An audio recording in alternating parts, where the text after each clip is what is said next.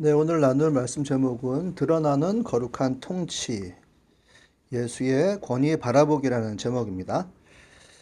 그 유튜브를 보다 보니까 이 반려견에 대한 얘기가 참 많이 나와요. 그래서 가끔 가다가 보기도 하고 지나가기도 하는데 이 북한산, 우리 뒤에 있는 북한산에 이제 야생화된 반려견들이 이제 생겨나서 사람들이 때로는 먹이를 주기도 하지만 이제 1, 2, 3대째가 되는 모양입니다.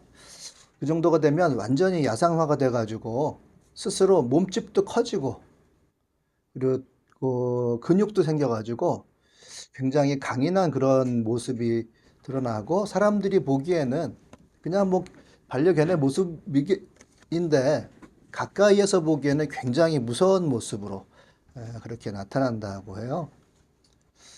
그리고 공주에서는 이제 들개 떼가 이제 좀 시골이니까 나타나서 한 열 마리 정도가 이렇게 한꺼번에 몰려다닌다고 하는데, 그래서 축사에 들어가서 염소라든지 닭이라든지 칠면조들을 이렇게 사냥해가지고 먹기도 하고, 이제는 새끼들의 교육을 위해서 그리고 놀이를 위해서 이렇게 사냥을 하는 그런 단계까지 갔다는 거죠. 그러면 사람들은 이제 무서워할 수밖에 없고, 이제는, 이제 포획 틀을 갖다 놓거나, 마취총 있죠? 마취총으로 이렇게 쏴서 한 마리씩 한 마리씩 잡아가는 방식으로, 그렇게 대처를 하고 있다고 하는데, 저는 그런 사나운 모습, 이제 뒤에 있는 그 본질이 정말 중요하다고 생각하고, 뭐 이유를 보니까 재개발하느라고 전부 다 떠났는데, 이제 도시적 환경으로 가니까 큰 개를 키울 수가 없어서 다 방치를 하고 이렇게 갔던 모양입니다. 그러다 보니 들개 떼가 되어서 사람을 공격하거나 동물을 공격하는 그런 일이 발생한 거죠. 그런 그 숨겨진 뒷모습을 우리가 좀 잘 알아가는 것이 꼭 필요하고, 오늘 성경에 나오는 사나운 모습을 한 귀신 들린 자의 이야기를 보면서도 그 안에 어떤 세력이 그를 장악하고 있는지, 예수님께서는 어떤 방식으로 대적하시는지를 좀 우리가 좀 알았으면 좋겠다는 생각이에요. 본문을 좀 읽어드리면 마태복음 8장 28절입니다. 예수께서 건너편 가다라 사람들의 지역에 가셨을 때에 귀신 들린 사람 둘이 무덤 사이에서 나오다가 예수와 마주쳤다. 그들이 너무나 사나웠으므로 아무도 그 길을 지나다닐 수 없었다. 그들은 하나님의 아들이여, 당신이 우리와 무슨 상관이 있습니까? 때가 되기도 전에 우리를 괴롭히려고 여기 오셨습니까? 하고 외쳤다. 마침 거기에서 멀리 떨어진 곳에 노아 기르는 큰 돼지떼가 있었다. 귀신들이 예수께 우리를 쫓아내시려거든 우리를 저 돼지들 속으로 들여보내 주십시오 하고 간청하였다. 예수께서 가라 하고 명하시니 귀신들이 나와서 돼지들 속으로 들어갔다. 그 돼지떼가 모두 바다 쪽으로 비탈을 내리달아서 물속에 빠져 죽었다. 돼지를 치던 사람들이 도망가서 읍내에 들어가 이 모든 일과 귀신 들린 사람들에게서 일어난 일을 퍼뜨렸다. 그래서 온 읍내 사람들이 예수를 만나러 왔다. 그들은 예수를 보고 자기네 지역을 떠나달라고 간청하였다. 지역에 통행을 할 수 없을 정도로 그렇게 사나운 귀신 들린 사람들 둘이 이제 예수님께서는 가라 하는 명령, 간단하죠? 이것으로 내쫓으셨어요. 그 명령에 권위가 있다라고 하는 것을 마태복음 강조해요. 그 명령, 하나님의 말씀, 예수님의 가라라고 하는 짧은 단어인데 거기에 권위가 있다라는 점에 마태복음은 포커스를 하고 있어요. 힘과 능력이 있다. 그래서 마태복음과 누가복음의 요 얘기가 동시에 나오는데요. 마태복음에서는 그 귀신 들린 사람들의 세세한 어떤 디테일 묘사가 되지 않고 있어요. 거의 전적으로 이 귀신들을 내쫓으신 예수님의 그 명령, 힘, 권위 여기에 포커스를 하고 있습니다. 누가복음에 보면은 거기에서는 이제 조금 더 자세하게 나오고 있어요. 거라사 지방이라고 하는 것은 가다라 지방이라고 여긴 돼 있잖아요. 거라사는 더 조그만 데예요. 그러니까 수도권 안에 있는 그 어디 이렇게 얘기하면 되겠죠. 거기서 이제 작은 지역에서 막 다 옷은 헐벗은 상태로 있고 군대라는 귀신이 들어가 있고 쇠사슬로 묶었는데도 다 끊어내고서는 막 활부하는 이런 상태로 누가복음은 아주 디테일하게 묘사를 하고 있어서 거기에서는 우리가 심리적인 접근이나 상담학적인 접근이나 이렇게 충분하게 우리가 접근하는 것이 필요할지도 몰라요. 근데 마태복음에서는 마태가 굳이 다 생략을 하고 예수님과 귀신과의 관계에서 누가 더 우위에 있는지, 누가 더 힘이 있는지 이것을 강조하고 있습니다. 그래서 매우 선이 굵은 예수님의 이 권위에 우리도 포커스를 해서 그렇게 바라보는 게 필요한 것 같아요. 특히 이 돼지떼의 이야기는 그 앞에 이제 풍랑에 대한 이야기가 나오거든요. 예수님께서 풍랑을 말로 잠잠해라 라고 얘기해서 잠재우시는 그 사건 다음에 요 얘기가 나왔다는 것은 특별히 이제 그런 거죠. 풍랑이라고 하는 거는 자연, 외부적인 혼돈 이런 것을 얘기하는 거예요. 사람이 감히 어떻게 할 수 없는 외부에서 닥쳐오는 위기적인 상황이 우리들에겐 꼭 있잖아요. 일본의 노토반도 같은 데서 지진과 해일이 일어나가지고 요 땅이 4m가 위로 올라오는 바람에 바다가 바깥으로 쭉 쓸려 나가가지고 해안선이 저 바깥에 있게 됐단 말이죠. 사람 항구는 여기에 있는데 항만시설은 다 여기 있는데 바다가 저기에 있으니까 거기 있는 사람들은 그 직업을 이제 가지고 살 수가 없게 되는 그런 상황이 벌어졌어요. 사람이 어떻게 할 수 없는 그런 혼돈이 우리들에게는 있고 자연이 한번 덮쳐버리면 사람들은 거기에서 헤어나올 수가 없다. 그런 것을 뭐 노토반도의 그 지진과 해일이 보여주는 것 같습니다. 고질라바위라는 것이 쑥 솟아올라 있는데 뭐 약간 이제 괴수의 모양을 하고 있는 원래 바다에 이렇게 잠겨져 있었던 것 같아요. 그런 게 올라올 정도로 자연이 한번 사람을 이렇게 좀 힘들게 하면 거기에서 사람은 어떻게 할 수 없는 참 약한 존재라는 것을 알 수가 있죠. 여기에서 돼지떼라고 하는 거는 뭐 내면적인 어떤 문제를 여기서 이제 얘기를 하고 있는데 좀 나의 바른 생각, 뭐 그 생각에 기반한 바른 행동을 못하도록 하는 그런 내면의 혼돈을 가져다주는 그런 악한 세력이 있다는 것을. 근데 잘 모르는 거죠. 뭔지 불가사의한 그런 세력이 있다. 귀신 이렇게 얘기하는데요. 그래서 어느 순간에 어떤 사람은 내 안에 나도 모르는 누군가가 있어서 나를 흔드는 거죠. 그래서 어설프게 어떤 사람이 되게 병이 났는데 뭔가 안 들리던 게 들려서 거기 두려워하고 안 보이던 게 보여서 저게 뭐지? 하기도 하고 뭐 이런 거죠. 그게 병이기도 하고 자기 안에 교만이 되기도 하죠. 어설프게 보고 듣고 내가 안다? 그럼 뭐 무당집이나 점집 같은 데 다니면서 뭐 도장 깨기 하러 다니기도 하고 이런 사람을 그렇게 쥐고 흔드는 그런 악령, 귀신들이 여기에 있습니다. 두 사람이 지금 되어 있어요. 그 사람들을 여기서 마태복음에는 너무나 사나웠다라고 표현하고 있습니다. 귀신 들린 사람 둘이 이제 무덤가에서 나오다 예수와 딱 마주친 거예요. 근데 사나운 모습이지만 사실은 그 귀신 들렸다라고 하는 말은 사로잡혔다라는 것을 의미를 해요. 다이모니조마이라고 하는 헬라어를 쓰고 있는데요. 귀신의 권세 아래 있는 이라고 번역을 할 수가 있습니다. 귀신의 권세 아래 잡힌 이렇게 번역을 할 수가 있어요. 그래서 이 다이몬이라고 하는 것은 귀신으로 우리가 이제 번역을 할 수가 있는데요. 좀 비교적 작은 힘을 가진 악한 세력을 의미를 해요. 신약에서 나오는 이 다이몬이라고 하는 이 단어는 사람에게 해로운 존재로서 사람을 쥐고 막 흔드는 아주 근데 구체적이고 생활적인 영역에서 그렇게 사람을 힘들게 하는 그런 귀신을 의미하고 작은 세력이에요. 당시 예수님의 시대 로마인들의 식민지였던 그 시대 사람들의 집들을 이제 발굴하고 당시를 추정하는 학자들이 많이 있는데요.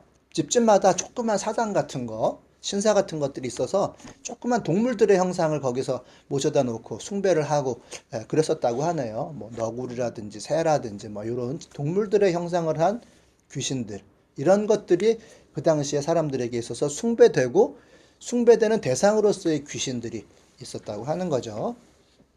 자, 우리가 그래서 좀 정리를 할 필요가 있어요. 저는 조직신학적으로 이것이 귀신론을 이렇게 얘기하기보다는 성경에 있는 그대로 우리가 알 만큼만 아는 것이 굉장히 중요하다고 생각을 하는데 특별히 이 마태복음을 중심으로 해서 어떤 그 알아야 될 부분들을 좀 정리를 하고 넘어가는 건 필요한 것 같아요. 그래서 여기 다이몬이라고 하는 그 좀 작은 존재가 있고, 또 하나는 이제 디아블로스라고 하는 그 귀신의 왕으로 표현되는 존재가 또 하나 있어요. 그리고 보통 마귀라고 표현하거나 사탄이라고 하는 것이 이제 다른 이름인데 같은 존재예요. 그게 이제 하나님의 대적자인 사탄을 그 얘기를 하는 것입니다. 그래서 마태복음은 그것을 귀신의 왕으로 표현하고 있어요.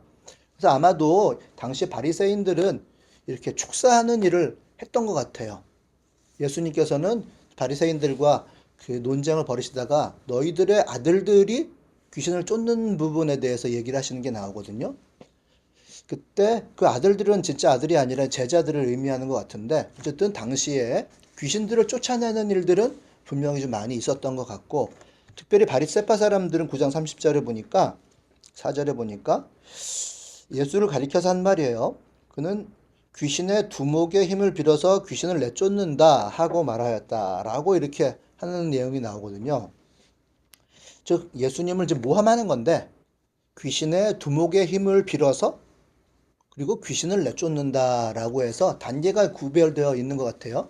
그래서 귀신은 좀 작은, 그리고 귀신은 그들의 두목 정도를 이렇게 서열을 일단 가지시고 이 개념을 좀 가지시고 말씀을 조금 보시면 좋을 것 같습니다. 그 정도만 정리를 좀 해드리면 좋겠고요. 그러니까 귀신은 조금 이제 작은 힘을 가진 악령이라고 좀 생각을 하시는 거예요.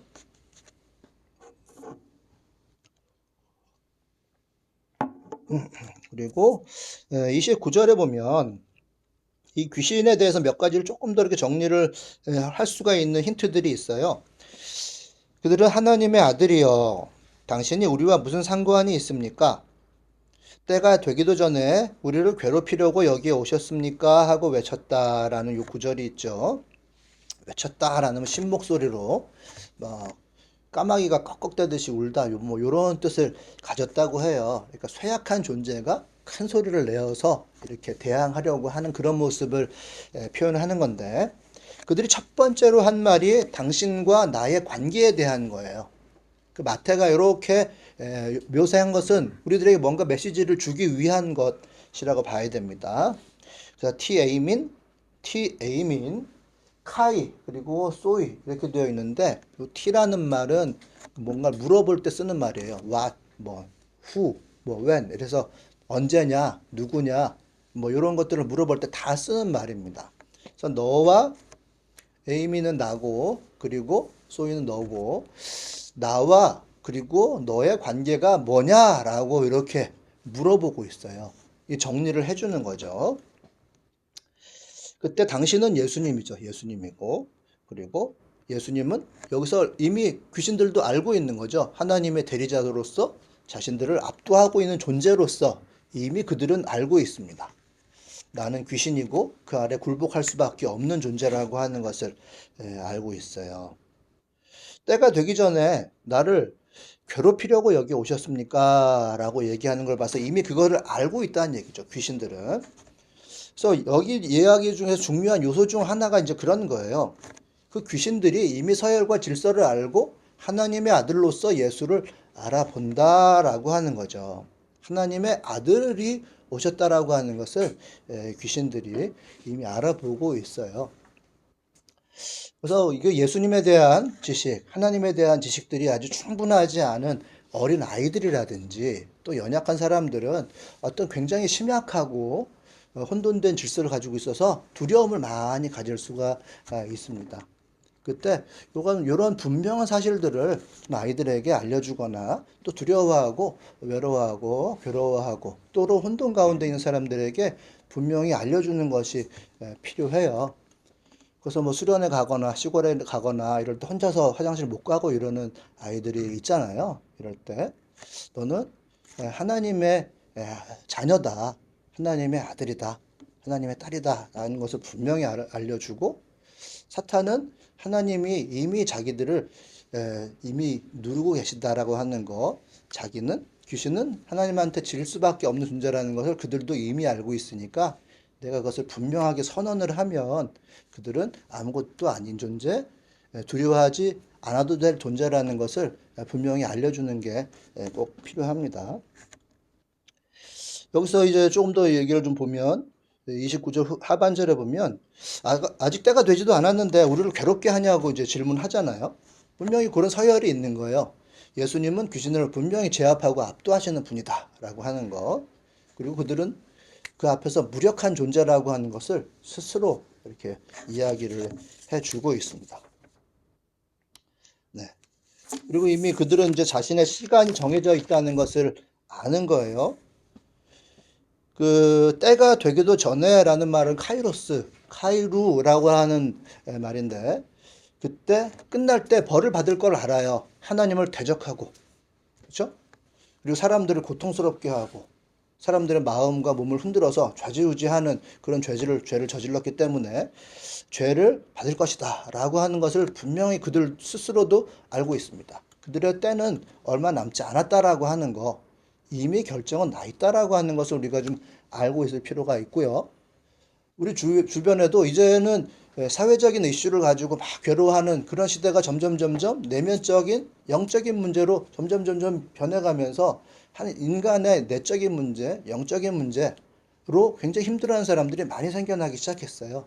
이때 이런 영적인 질서를 우리가 먼저 좀 잡고 분명히 하나님께서는 이들은 영적인 세계에서도 분명히 우위에 계시고 압도하고 계시고 그들의 때가 한정되어 있다. 이미 결정이 났다라고 하는 것을 분명히 알고 접근하는 것이 필요한 것 같습니다. 물론 이제 왜 문제가 생기냐 할 때 여기서 그들은 유예를 요청하는 거예요. 보시면은 때가 되기도 전에 우리를 괴롭히라고 오셨습니까? 그리고서는 아직 때가 이르지 않았다라는 게 그들의 주장인 거거든요. 때가 되지도 않았는데 왜 왔느냐? 아직까지 우리들에게 그래도 남은 시간이 있다. 이때까지는 우리도 살아야 되겠다라는 이야기를 하는 것이거든요. 한동안 유예 기간을 요청을 하는 거예요. 그래서 그 뒤에는 이제 돼지 떼에 들어가서 그래도 지낼 수 있게끔 해달라고 예수님께 요청을 합니다. 그래서 당분간 거기에 있을 거라고 하는 판단을 귀신들이 한 거죠. 근데 여기서도 그걸 자세히 보셔야 되는데 그런 귀신적인 존재, 영적인 악령의 존재가 하나님 신적인 어떤 힘을 그래도 부분적으로 가지고 있는 것이 아니냐라고 착각을 하시는 분들이 있어요. 전지와 전능, 이것이 하나님의 속성인데 그들이 다 알고 있지 않냐. 우리들의 미래도, 과거도, 앞으로의 운도 뭐 다 알고 있지 않느냐라고 착각을 하시는 분들이 있습니다만은 여기서 귀신들은 돼지떼가 물속으로 뛰어들어갈 것을 알지는 못했던 것 같아요. 그러니까 귀신들이 돼지를 숙주로 삼고서 거기서 이제 살 거라고 생각을 했던 거죠. 그러나 귀신들은 이 호수에 빠져서 돼지와 함께 모두 다 죽게 된다는 스토리를 여기서 그리고 있어요.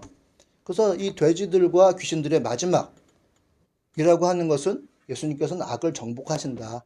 최후의 승리자가 되신다. 그리고 돼지들은 방금 후에 있을 자신들의 운명을 귀신들은 알지 못했다라고 하는 것이 여기서 또한 이야기를 해주고 있어요. 궁극적인 승리는 우리들에게 있고 그들이 전능하지도 않고 전지하지도 않다라고 하는 것. 그들의 말 속에서 뭔가 신적인 권위가 있을 거라고 생각하지만 다 아는 것이 아니고 부분적으로 알 수 있지만은 굉장히 많은 부분 틀릴 수도 있다라고 하는 것을 여기서 이야기를 해주고 있습니다. 그래서 우리가 좀 이 귀신들 어떤 악령의 존재들 우리 주위에 이제 많이 그런 것들이 침투해 들어와 있어요.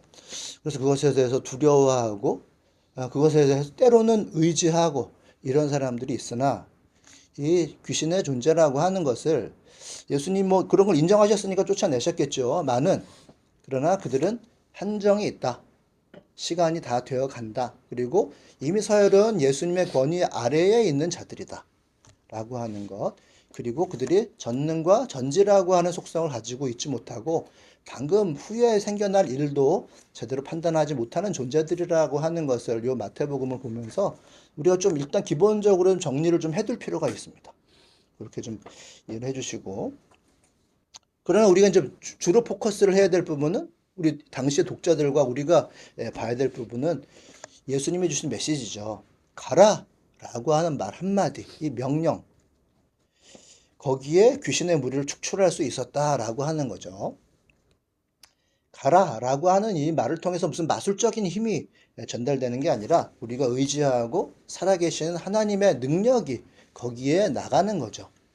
예수님께서는 그 힘에 의지해서 귀신을 쫓아내신 것이고, 우리 또한 믿음이라고 하는 것은 하나님께 의지한다라고 하는 거잖아요. 우리 믿음이라고 하는 것은 내가 예수님께 완전히 의지해서 예수님께서 나를 완전히 받아주셨다. 그리고 내가 받아들여졌다는 것을 완전히 내가 인정하고 살아가는 것을 믿음이라고 하는데, 완전히 의지함으로 이제 살아가는 거예요. 예수님과 한 덩어리가 되어서. 그 믿음에 의지해서 가라라고 하는 말은 하나님의 능력과 함께하는 그 상태를 이야기하는 것인데, 거기에 하나님의 권능이 함께한다라는 것을 우리가 좀 알아야 될 것 같아요. 그래서 이 마태복음이 얘기하는 것을 다양하게 처음 말씀드린 대로 심리학적인 접근도 할 수 있고 상담학적인 접근도 할 수 있으나, 마태답게 여기서는 예수님의 권능 자체에 우리가 주목해서 예수님을 의지하고 믿고 살아갈 때에 예수님의 능력이 우리 주변에서 나올 수 있고, 또 하나님 나라가 우리 주변에 만들어진다라고 하는 것을 분명히 인식하고 살아야 되겠습니다. 우리가 하나님을 만나면서 살아가는 신자들과 그런 거 한 번도 생각 안 해보고 살아간 사람들하고는 완전히 달라요.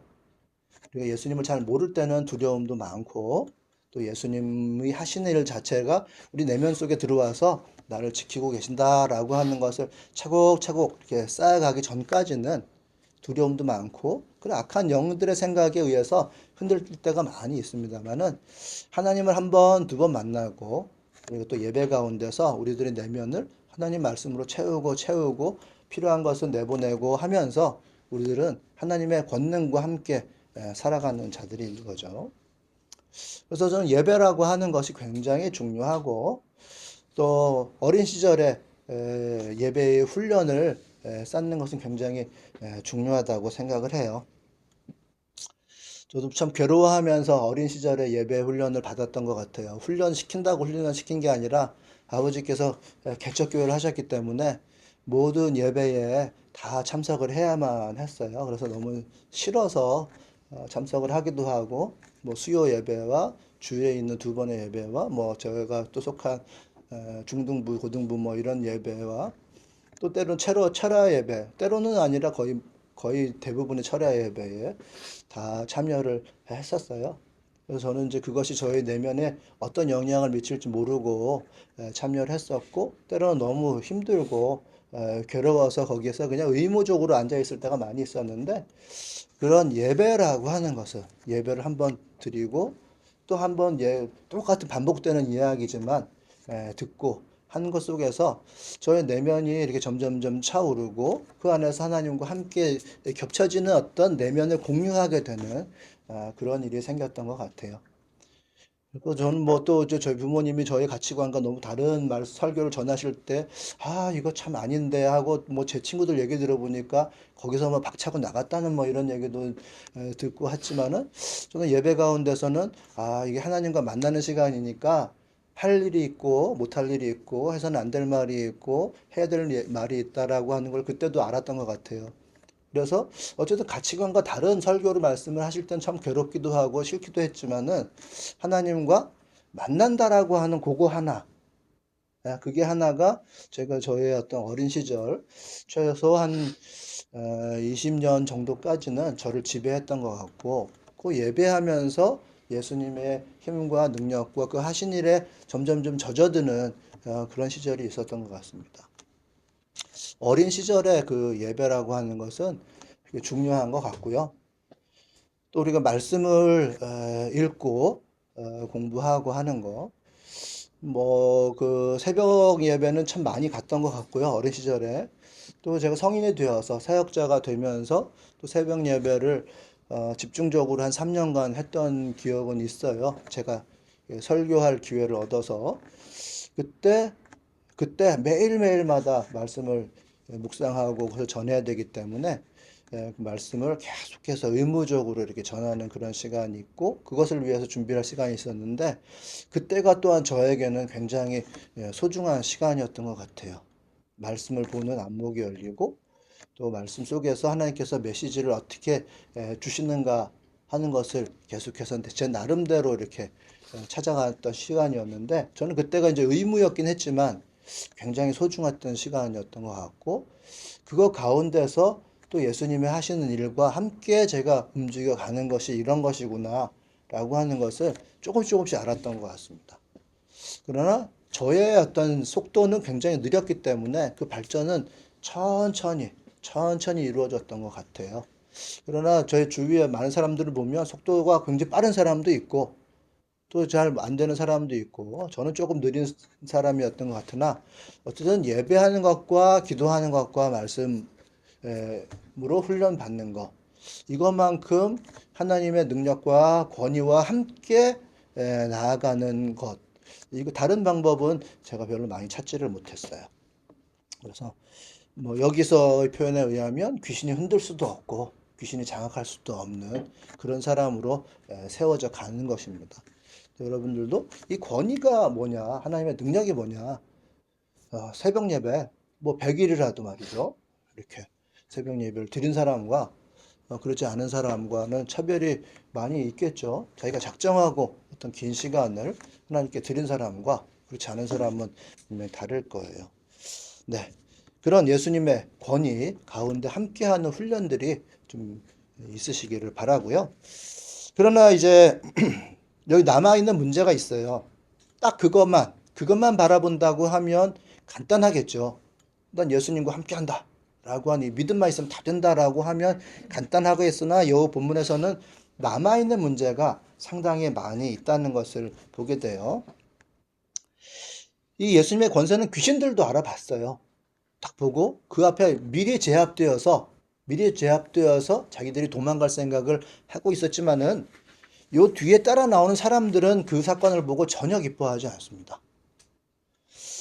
오히려 예수님께 떠나달라고 이렇게 얘기했어요. 그런 걸 보면 그 가다라 지방에 사는 사람들과 예수님의 세계는 다른 세계예요. 예수님께서는 그들의 법과 질서 가운데로 이렇게 침입해 들어가신 그런 모습이고, 우리들도 제자들도 예수님을 따라서 때로는 예수님의 세계에서 이 세상의 법과 질서 가운데로 들어가야만 할 때가 많이 있고 파송을 받는다는 게 좀 그런 얘기인 것 같아요. 참 이 귀신 들린 이 사건들은 이 데가볼리 지역인데 굉장히 영적이고 거기에 결합되어 있는 사회적인 사건들을 상징하는 것 같아요. 그런 사회적 상황이 남아있다라는 것을 도외시하면 문제가 굉장히 간단해져요. 그래서 어떤 사람에게 뭐 그런 상황 설명을 하다가 흔히 하는 이야기가 그럼 신학교를 가서 목회자가 되는 게 좋겠다. 간단한 이렇게 해결책을 제시하는 경우가 많았거든요. 뭐 우리들은 그렇지만 어떤 뭐 그 무속이나 이런 데 가면 거기서 신내림을 받아라. 간단하게. 그러나 이것은 영적이면서도 사회적인 문제가 같이 이렇게 섞여 있는 것입니다. 그래서 마태는 예수의 걷는 다음에 몇 가지 문제를 좀 우리들한테 생각을 하게 합니다. 거기 결합되어 있는 아주 복잡한 문제가 있다. 영적인 문제와 더불어서. 그게 이제 이 사람들과 돼지라고 하는 데서 나오는 거예요. 이 부장한 동물이라서 이 사람들은 키울 이유가 전혀 없는데 키우고 있었어요. 그래서 이 귀신을 돼지떼에게로 보내신 것은 이 문제의 근원이 이 사람들이 있는 것이 아니라 이 돼지떼라고 하는 그 무엇에 있는 것이다라는 걸 알려주는 거란 말이죠. 그 문제의 근원에 대한 생각을 할 수밖에 없고 그것은 복잡하다라고 하는 것을 얘기를 해요. 돼지떼들은 자기네들이 은둔하기 딱 좋은데, 아니 귀신들은 돼지떼가 자기들이 딱 살기 좋은 데라고 생각해서 거기에 가려고 했을 것 같아요. 그렇다면 귀신들이 태어나서 은둔이 잘 되는 곳, 돼지떼라는 것을 우리가 좀 생각하고 그것을 조금 더 이해할 필요가 있는 거란 말이죠. 유대인들은 돼지를 안 먹었으니까 이것은 뭔가 경제적인 목적, 자기들이 식용으로 이렇게 자급자족하기 위해서 키운 것은 아니고 뭔가 다른 목적을 위해서 돼지떼를 키웠다고 생각해요. 그러니까 예수님께서 거기로 가게 하신 것은 굉장히 좀 그 상징적인 어떤 무게가 있는 거란 말이죠. 이 물질과 경제를 상징하는 거라고 저는 봅니다. 그것이 그리고 그런 사회적, 경제적, 정치적인 이런 문제가 귀신들이 준동하게 되는 어떤 근본적인 그릇이다 그 사나운 들깨들을 보면서 저것들 다 잡아 넣어야지. 이거 다 사살해야지. 이렇게 말한 사람들은 그 뒤에 있는 근본적인 문제를 못 보는 거죠. 사나운 귀신들이 돼지떼로 옮겨갔다는 것은 그 뒤에 있는 그 무언가를 또 보지 않으면 정말 우리가 예수님의 권능에 의지해서 그 세력에 어떻게 대항할 것인가를 모르는 것 같고 똑같아요. 자, 성령 충만해라. 그래서 너희들 가서 외쳐라. 이 말 간단하게 이 말 하는 거하고 똑같습니다. 알아야 돼요. 그들의 내면을 흔들고 힘들게 하는 그 원인, 근본, 귀신이 준동하는 그 본거지가 뭔지를 그 복잡한 상황을 우리는 좀 알아야 된다는 거죠. 그래서 동네 사람들이 이게 찾아왔어요. 그래서 동네 사람들의 그 무뚝뚝한 태도를 보면 이거야말로 디아블로스, 정말 귀신들의 왕이 그들 안에 있는 것이 아닌가를 의심할 수밖에 없는 그런 그들의 태도가 보여져요. 자, 보면은, 그래서 온 읍내 사람들이 예수를 만나러 왔다는 제일 마지막 34절이 이렇게 있죠. 그들이 예수를 보고 자기네 지역을 떠나달라고 간청하였다라고 되어 있습니다. 이렇게 치유를 했는데도 좋아했다는 얘기가 이제 들어갈 법한데 그런 얘기가 일절 없어요. 너무 간단하게 이렇게 되어 있어요. 그리고 제일 앞에 보면 그 귀신 들린 사람들 때문에 그 무덤가를 사람들이 일절 통행하지 못했다라는 얘기가 나오니까 그래서 그들이 이제 사라졌고 치유가 되었으니까 거길 자유롭게 통행할 수가 있었음에도 불구하고 그것에 대한 감사의 표현도 전혀 없습니다. 전혀 기쁨이라는 것이 거기에는 없어요. 그렇다고 해서 뭐 돼지를 잃었다고 해서도 막 분노하거나 이러지도 않는단 말이죠. 뭔가 이 단단한 다른 뒷배경이 있다라고 하는 인상을 줍니다. 떠나달라라고 하는 이런 이야기를 하는 거죠. 외적으로는 돼지떼에 들어갔으니까 우리가 추측해 볼 수 있는 것은 재정적인 손해를 봤을 거다. 이런 생각은 좀 우리가 할 수가 있잖아요. 물에 이제 빠져 죽었으니까. 그러나 그 속 안에 있는 더 복잡한 지각 변동이 있는 것은 같다라고 볼 수가 있어요.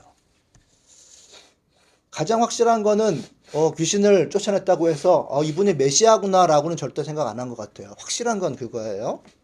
오히려 자신들의 생태계와는 다른 이질적인 존재다. 가셨으면 좋겠다. 이런 일은 여기서는 안 된다라고 얘기하는 거죠. 그래서 여기를 좀 더 알기 위해서는 어쩔 수 없이 우리가 이제 사회적인 역사적인 지식을 조금 동원해서 알아볼 수밖에 없는데 여기는 이제 데가볼리 지역이에요. 가다라 지역이라고 하는 것은 커다란 데가볼리 지역 중에 일부입니다. 그래서 데가볼리와 로마 제국과 유대와의 연관성은 신학 연구 중에 굉장히 중요한 큰 주제이기도 해요. 그래서 이 데가볼리 지역이라고 하는 것은 데카라고 하는 말은 열이에요. 10이에요. 그리고 볼리라고 하는 말은 폴리스라는 말이어가지고 10개의 도시 이렇게 되어 있는 합성어인데요. 군사 도로가 쭉 있어서 그 군사 도로마다 하나씩 도시가 있는 것입니다.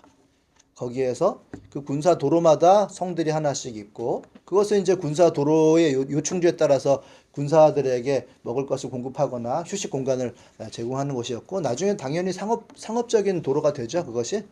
그래서 이 데카볼리라고 하는 지역은 굉장히 로마 제국과 상업과 유대인들과 같이 막 혼합되어 있는 그런 곳이라고 사람들은 얘기를 해요. 누가복음에 보면은 데가볼리에서 찾아온 로마인 백부장 얘기가 나와요. 거기 보면은 그래서 자기 딸을 고쳐달라고 딸이란다 종을 고쳐달라는 얘기를 합니다. 그래서 예수님께서는 그 백부장의 믿음을 보시고서 찾아가지 않고 멀리서 고쳐주는 그런 얘기가 나오거든요.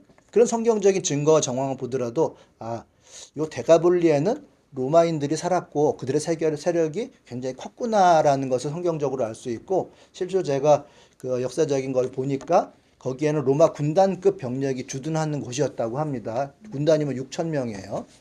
그러면 엄청나게 큰 로마 군대가 거기에 주둔하고 있었다는 거죠. 우리나라에도 의정부라든지 동두천이라든지 미국의 군대가 있고 특별한 경제적인 것을 가지고 굉장히 거기는 조금 다른 경제적인 상황, 굉장히 물질적이면서도 사람보다 뭔가 좀 물질이 우선되는 천박한 어떤 경제 구조가 거기에선 형성이 되잖아요. 여기도 좀 비슷하다고 보시면 돼요. 사람들이 이제 잘 다니지 못하는 어떤 귀신들이 여기를 딱 가로막고 있는 그런 지역에 귀신 들린 자들이 존재한다라고 하는 걸 전제로 해서 군사적 지배하에 특별한 어떤 물질적인 혜택을 바라보면서 살아가는 곳이라고 좀 이해를 할 수가 있을 것 같습니다. 하여튼 이런 물질이 특이하게 사람들을 지배하고 사람들보다 위에 서 있는 그런 질서가 있는 곳은 예나 지금이나 있는 것 같아요. 당시에는 로마의 군단이고 우리나라는 뭐 지금 미국의 어떤 기지 이 주변에서 그런 게 형성이 되잖아요. 전 이걸 보면서 그 영화 극락도 살인 사건에서 거기에서 이렇게 막 형사들을 쫓아내려고 오는 이장들과 마을 사람들 그런 분위기 같은 거를 좀 느끼거든요. 그 사람들이 왜 찾아왔을까? 야, 그깟 청년 미친 애들 둘 살리자고 돼지 닦아온 거 다 죽였냐? 이러고서 찾아온 사람들. 그런 느낌을 받는 거예요. 그리고 마을 이장들과 찾아온 사람들, 이런 사람들이 예수 얼굴 한번 보자. 왜 이런 짓을 했는지. 우리 동네에서는 이런 짓 못하니까 떠나달라고 마지막 경고를 하러 온 그런 사람들 같아요. 저는 이런 고립된 질서를 유지하면서 이 청년들, 귀신 들린 사람들을 쫓아냈음에도 불구하고 별로 달가워하지 않고 이런 행동은 여기까지만 하시고 우리 동네에서는 허락되지 않으니 떠나달라라고 얘기하는 이런 모습을 보면서 그 귀신이 정말 그 사람들 둘 안에만 있었을까? 그 귀신보다 그 위에 있는 디아블로스가 장악한 그 동네가 아니었을까라는 추측을, 신학적인 상상력을 발휘해서 한번 생각을 해보게 됩니다. 저 예수의 권능을 믿고 살지 않으면 다른 것에 이렇게 끌려갈 수밖에 없어요. 흡입력이라는 게 있어서 예수라고 하는 큰 세계의 법과 질서에 살고 있지 않으면 다른 어떤 법과 질서에 끌려갈 수밖에 없습니다. 여기서는 힘이 없으면 귀신과 가까워지는 거죠. 약한 것은 강한데 이렇게 따라갈 수밖에 없습니다. 거기와 소통하고 살고 거기에 통제를 받으면서 거기에 지시를 받으면 그나마 그 안에서 안정을 찾고 살아가게 되는 거죠. 로마는 점령지에 굉장히 관대한 정책을 폈어요. 있는 문화 그대로를 유지하면서 경제적인 유익을 받으면서 살아갈 수 있도록 해줬어요. 딱 한 가지만 빼고 황제 숭배라고 하는 것만 빼고 나머지를 그대로 하며 살아갈 수 있게 해줬습니다. 그래서 주화를 로마의 황제의 얼굴이 새긴 주화를 사용하도록 했고 거기에 로마 황제의 신상을 세워서 거기에 경배하도록 하는 것. 요것만 빼고는 나머지를 다 마음대로 하게 해줬어요. 그러니까 이 지역, 데가볼리라고 하는 지역, 그리고 가다라라고 하는 지역에서는 그와 같은 질서가 있었을 것이라고 우리는 합당하게 추측을 해볼 수가 있겠죠. 그 지역에 예수님이 오셔서 거기에서 다른 질서와 다른 법과 예수님이 왕이심이 선언되니까 거기에서는 이제 내가 하던 대로는 살 수 없다라고 한 혼돈이 거기에서는 벌어지게 된 것입니다. 로마를 등에 업고 경제적인 유익을 누리면서 잘 살아가던 곳에서 어떤 침입자가 생겨나서 그 생태계를 흔들게 되는 거죠. 이때까지는 적극적으로 지지해주는 로마의 군대가 있었고 그 경제의 연관성 속에 살았으니까 좋았는데 이제는 예수라고 하는 사람과 제자들이 와서 다른 법과 능력을 행사했단 말이죠. 그리고서는 그것이 자신들의 어떤 경제적인 유익을 주었던 돼지떼를 일시에 죽게 하는 일을 벌였습니다. 필요한 만큼 로마와 소통하면서 지내고 거기서 유익을 누렸는데 이제는 그게 안 될 수도 있다라고 하는 그런 생각을 하게 된 거죠. 그래서 예수와 대적을 한 거예요. 여기서 보면 대적을 하는 것으로 나온다는 게 우리가 이제 주목을 해야 될 부분이에요. 로마를 배경으로 한 그 지지 세력으로 인해서 세력이 있었어요. 그리고 예수님께서 보여주시는 그 권능과 권세에 딱 1대1로 부딪히게 된 상황인 거죠. 그래서 그 예수의 새로운 법에 대립하고 있다라고 하는 것을 마태는 묘사하는 것이고요.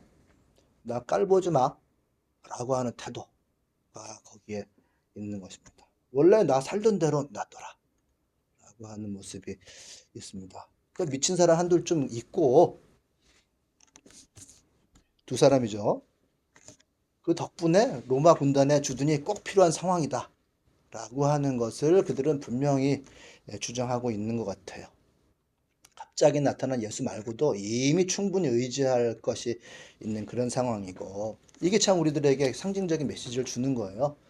제가 뭐 자세하게 이 나라의 상황에 대해서 말씀드릴 필요는 없죠. 우리가 의지하는 것이 뭐냐? 그 들깨 얘기를 하니까 아프리카에서 사자 사냥하는 그런 것이 요즘 이제 이슈가 되고 있어요. 그래서 돈이 너무나 많아서 할 걸 다 해본 사람들이 자기가 살아있다는 것을 느끼지 못하니까 더 스릴과 긴장을 느끼기 위해서 아프리카로 화살을 들고 사냥을 해보겠다고 하는 사자 사냥을 하는 여행이 요즘에는 인기를 얻고 있어요. 그래서 가족들과 함께 가서 돈을 조금 더 내면 그 아기들이 사자 새끼를 쓰다듬을 수 있게 이렇게 하는 곳에 좀 들어가게 해줍니다.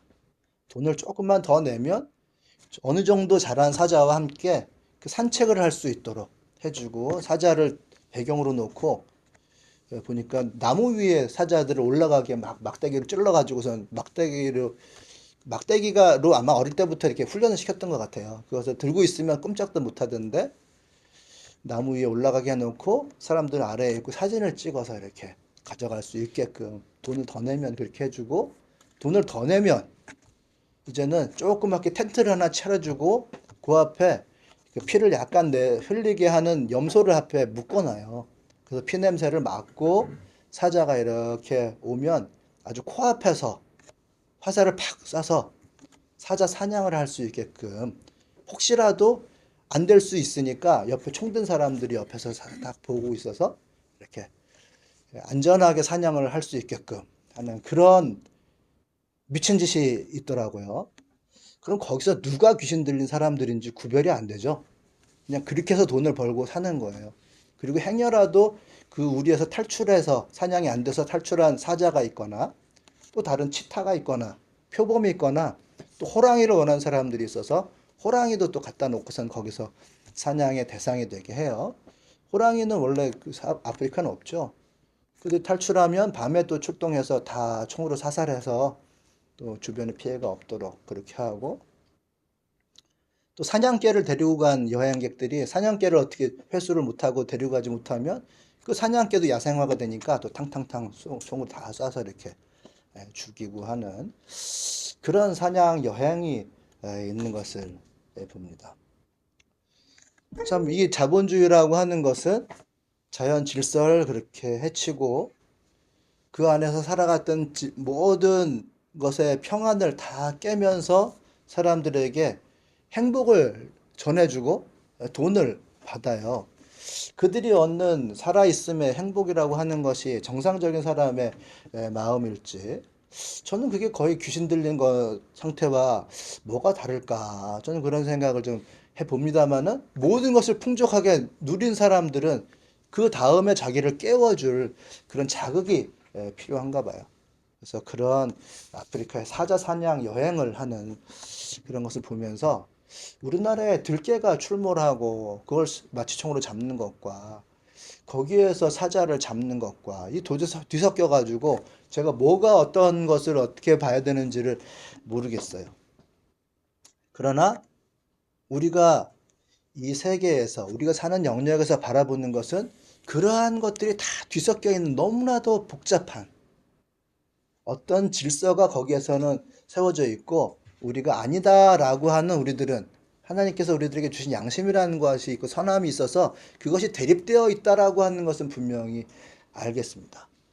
그리고 그 안에서 예수의 권능이 드러나야 된다. 예수의 힘이 드러나야 된다. 라고 하는 것을 저는 분명히 결론적으로는 알 수 있을 것 같아요.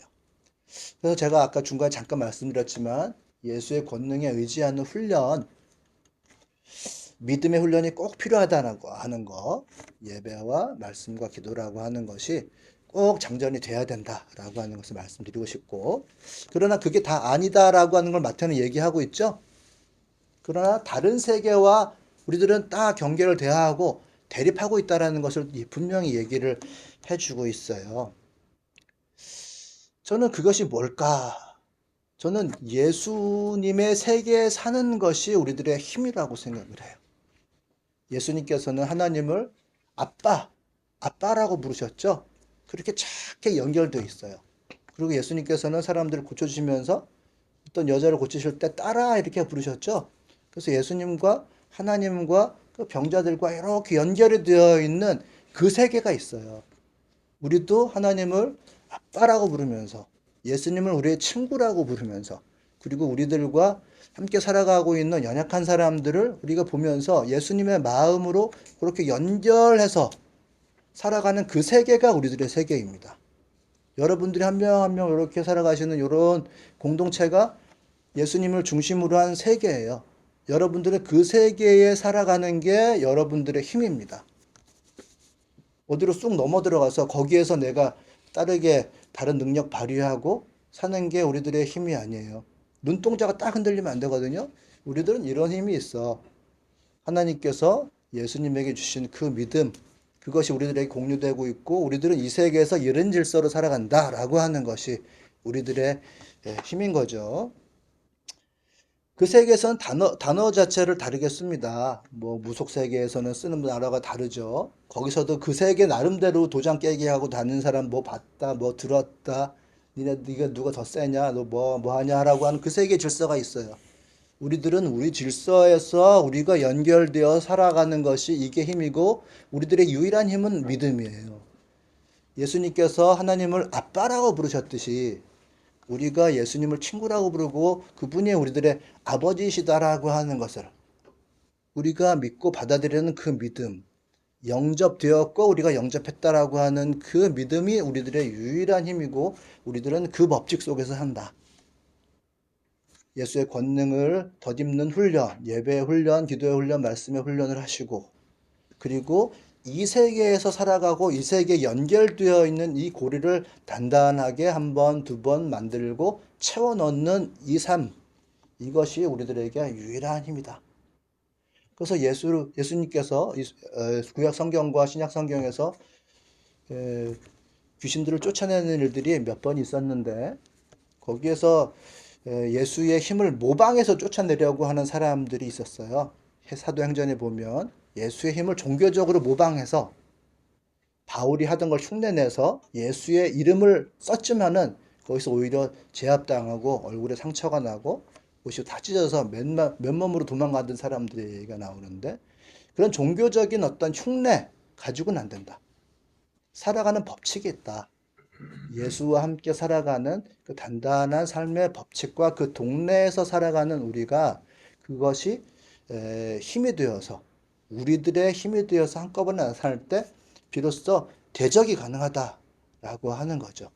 개인이 넘어가서 종교적인 흉내를 낸다고 해가지고 그 힘을 발휘할 수 있는 것이 절대로 아니다라고 하는 것을 분명히 알아야 되겠습니다.